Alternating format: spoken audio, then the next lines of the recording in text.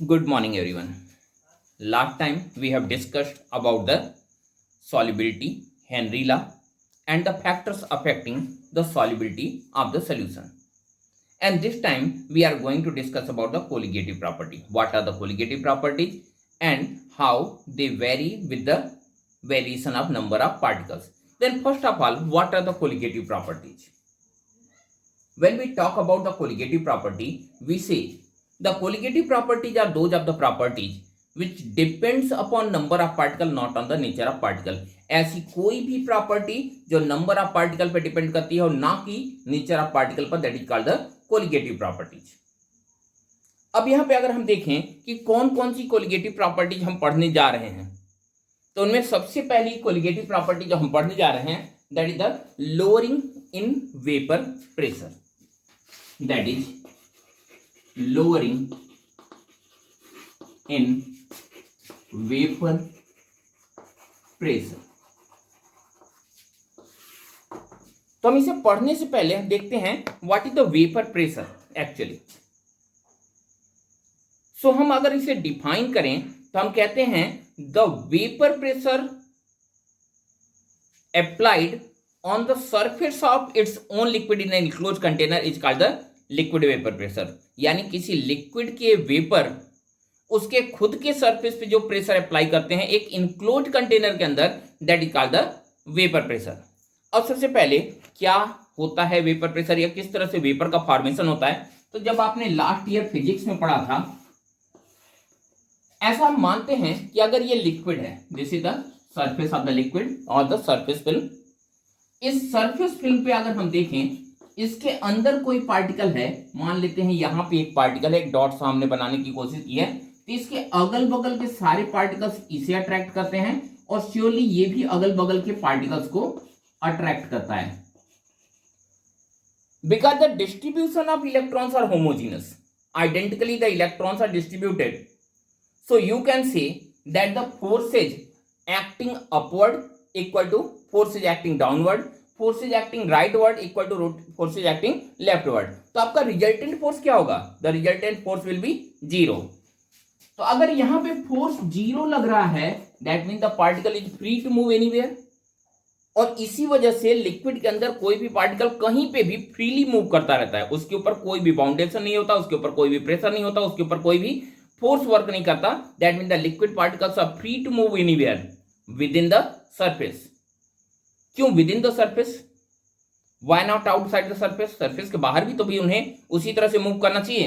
Actually होता यह है कि जब यही पार्टिकल जो यहां पे है, जब सरफेस पे पहुंचता है, और अगर इसी तरह से हम एक सर्कल यहां पे ड्रा कर रहे हैं, ऐसा ही सर्कल यहां पर भी ड्रा करें, तो डाउनवर्ड पोर्शन में तो लिक्विड है, तो लिक्विड के पार्टिकल्स इसे अट्रैक्ट भी कर रहे होंगे, लेकिन इस सरफेस के ऊपर तो लिक्विड है नहीं.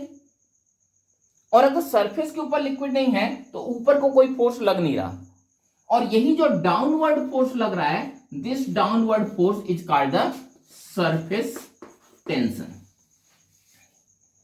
अब यहां पे ये सरफेस टेंशन लिक्विड पार्टिकल्स को सरफेस के बाहर जाने नहीं देता. लेकिन कुछ एक ऐसी कंडीशन होती है, हम बात कर रहे हैं कि वेपराइजेशन फिर भी क्यों होता है, अगर सरफेस टेंशन है तो वेपराइजेशन क्यों होता है, तो यहां पे हम कह रहे हैं कि कुछ एक ऐसी कंडीशन होती है, because the particles are moving with accelerated motion. तो कभी कभार एक्सेलरेशन के साथ जब पार्टिकल यहां पे पहुंचती हैं, तो इनकी वेलोसिटी इतनी ज्यादा हो जाती है कि इनकी काइनेटिक एनर्जी हाफ mv² इसके सरफेस टेंशन से ज्यादा हो जाती है. और अगर काइनेटिक एनर्जी सरफेस टेंशन से ज्यादा हो गई तो ये सरफेस टेंशन को ब्रेक करके बाहर निकल जाती है. अब अगर ये पार्टिकल ब्रेक करके बाहर निकल गए, that mean they are turning in the form of vapour, and if the vapour formation will take place, only then the vapour pressure will be applied on the liquid surface. Now we are seeing that how the vapour pressure depression takes place और the lowering in vapour pressure takes place. Vapour pressure कम क्यों हो जाता है, तो यहां पे एक ही रीजन एक्चुअली बुक में दिया हुआ है, लेकिन दो मेजर रीजन्स होते हैं. पहला, अगर हम यूं बात करें, हम इसे हटा देते हैं और फिर से दोबारा इसे ड्रा करते हैं. ये एक लिक्विड है जिसमें ये जो पार्टिकल्स दिखा रहे हैं ये सॉल्वेंट पार्टिकल्स हैं. जब लिक्विड पार्टिकल घूमेंगे, सॉल्वेंट पार्टिकल घूमेंगे, तो ये यहां से यहां गया, कोलाइड किया, यहां पे डायरेक्शन चेंज किया, फिर यहां डायरेक्शन चेंज किया, then with the collision they are changing the direction, this is called the Brownian motion, आप लोग पहले से जानते हैं। अब ऐसा होने से यहां से चला, एक्सीलरेट किया पार्टिकल, यहां के कोलाइड किया, वेलोसिटी जीरो, फिर एक्सीलरेट किया, कोलिजन, वेलोसिटी जीरो, और इस तरह से ये एक एवरेज वेलोसिटी के साथ चल रहा है। लेकिन जब इसमें आपने सैल्यूट पार्टिकल्स भी मिला दिए, हम इस क्रॉस से सैल्यूट पार्टिकल्स को शो करने की कोशिश कर रहे हैं, जब आपने सैल्यूट पार्टिकल्स भी मिला दिए तो number of particles with same volume increase कर गया, और जब नंबर ऑफ पार्टिकल्स इंक्रीज कर गए तो what's about the average velocity, number of collisions बढ़ जाएंगे ना, नंबर ऑफ पार्टिकल्स बढ़ने के साथ साथ द चांसेज ऑफ कोलिजन, ये जो पार्टिकल घूम रहे थे उनके लिए चांसेज ऑफ कोलिजन बढ़ जाएंगे, और अगर चांसेज ऑफ कोलिजन बढ़ गए तो चांसेज ऑफ कोलिजन बढ़ने के साथ ही एवरेज वेलोसिटी कम हो जाएगी। अगर एवरेज वेलोसिटी कम हुई तो यहां पे जो हाफ mv स्क्वायर है यानी काइनेटिक एनर्जी, ये भी कम हो जाएगी, और अगर काइनेटिक एनर्जी कम हुई तो ये जब सरफेस टेंशन से ज्यादा होगा तभी तो वेपराइजेशन होगा। अगर kinetic energy, average kinetic energy कम हो गई तो chances of escape from the surface और chances of being greater than the surface tension, ये कम हो जाएगा, और जब सरफेस टेंशन से कम होगा तो चांसेज ऑफ इवेपोरेशन कम हो जाएगा, कम वेपर बनेगा तो वेपर प्रेशर भी कम बनेगा। The second and main reason, अगर आप बात करते हैं सरफेस पे पार्टिकल्स की, हम सिर्फ सॉल्वेंट पार्टिकल की अभी बात कर रहे हैं, और मान के चलें कि ये सारे सॉल्वेंट पार्टिकल को हमने एक जगह इकट्ठा कर दिया, तो हम ये मान के चल रहे हैं कि इतना स्पेस सॉल्वेंट के पार्टिकल्स गेन करते हैं, और ये बचा हुआ स्पेस इसे फ्री स्पेस बोलते हैं, या फिर कह सकते हैं this space is occupied by the intermolecular space.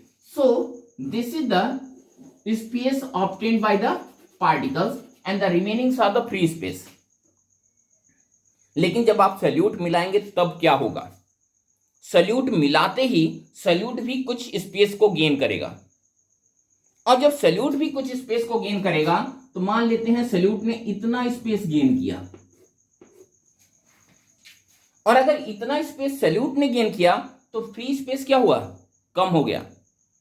Evaporation सिर्फ फ्री स्पेस से होता है, क्योंकि फ्री स्पेस कम हो गया तो चांसेज ऑफ इवेपोरेशन कम हो जाएगा, और जब चांसेज ऑफ इवेपोरेशन कम होगा तो what's about the vapour pressure, जब वेपर कम होगा तो वेपर प्रेशर भी कम होना ही होना है, so vapour pressure will also decrease down. So because of the two reasons, first one due to the decrease in the average velocity और due to decrease in the average kinetic energy, and due to the decrease of the free space for the evaporation, the chances of evaporation decreases, and with the decrease of chances of evaporation the vapor pressure also decreases। तो जब भी आप salute मिलाते हैं किसी solvent में, number of particles increase करते हैं, और नंबर ऑफ पार्टिकल्स के इंक्रीज करने की वजह से जो वेपर प्रेशर होता है वो भी डिक्रीज कर जाता है। आई थिंक आपको ये बात समझ में आई। Now we are going to see one very important law of this chapter and that is the Raoult's law.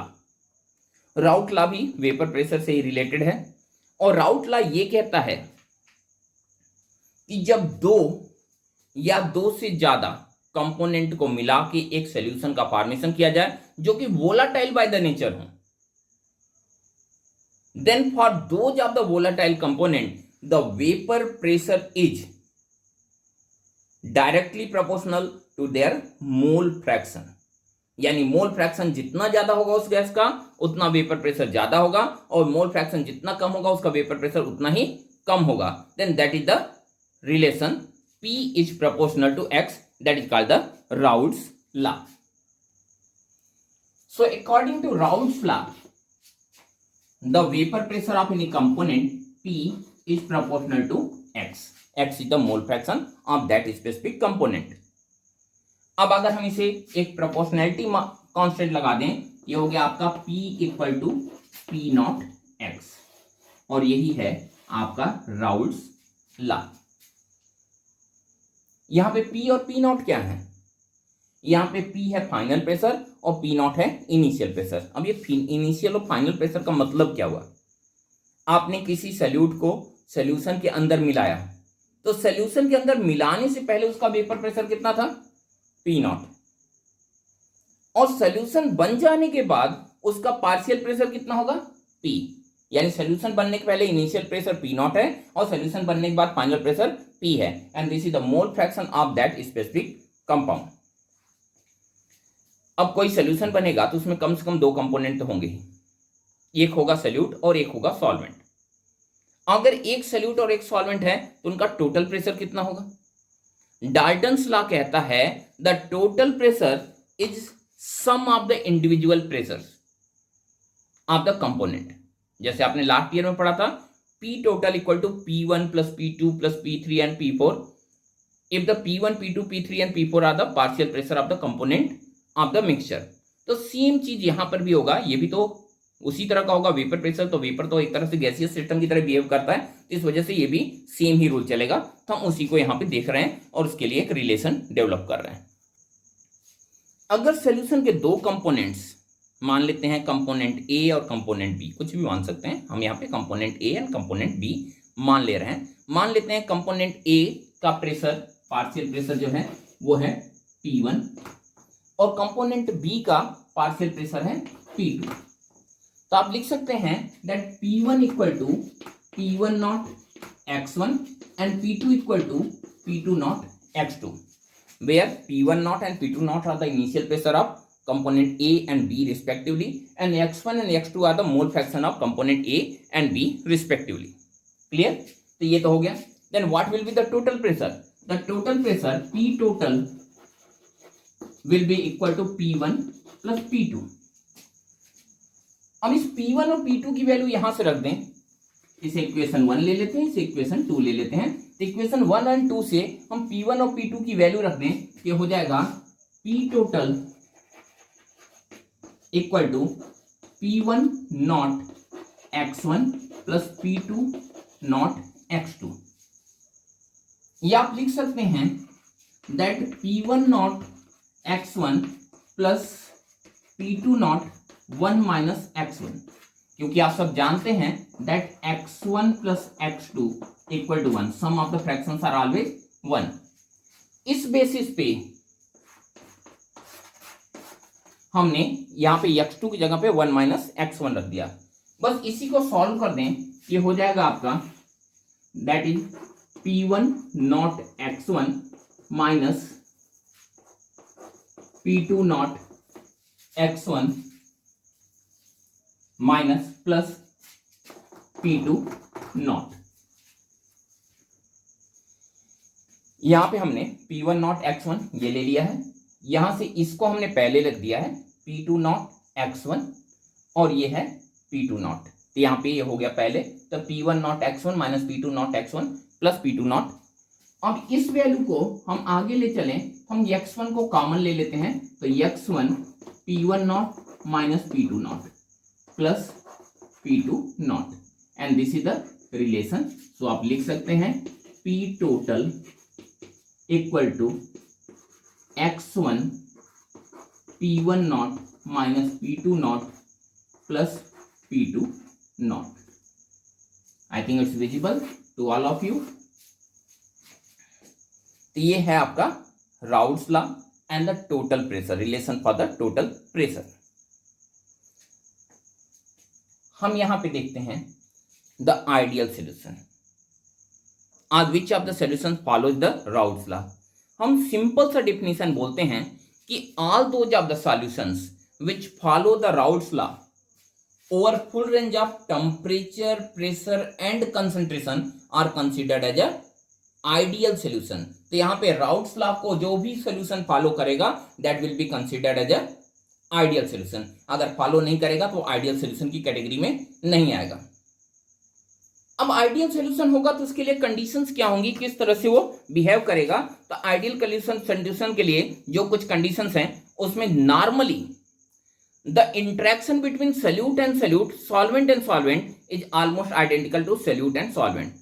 दो सोल्यूट पार्टिकल्स के बीच में लगने वाला अट्रैक्शन फोर्स, दो सॉल्वेंट पार्टिकल्स के बीच में लगने वाला अट्रैक्शन फोर्स और सोल्यूट और सॉल्वेंट के बीच में लगने वाला अट्रैक्शन फोर्स बराबर होगा।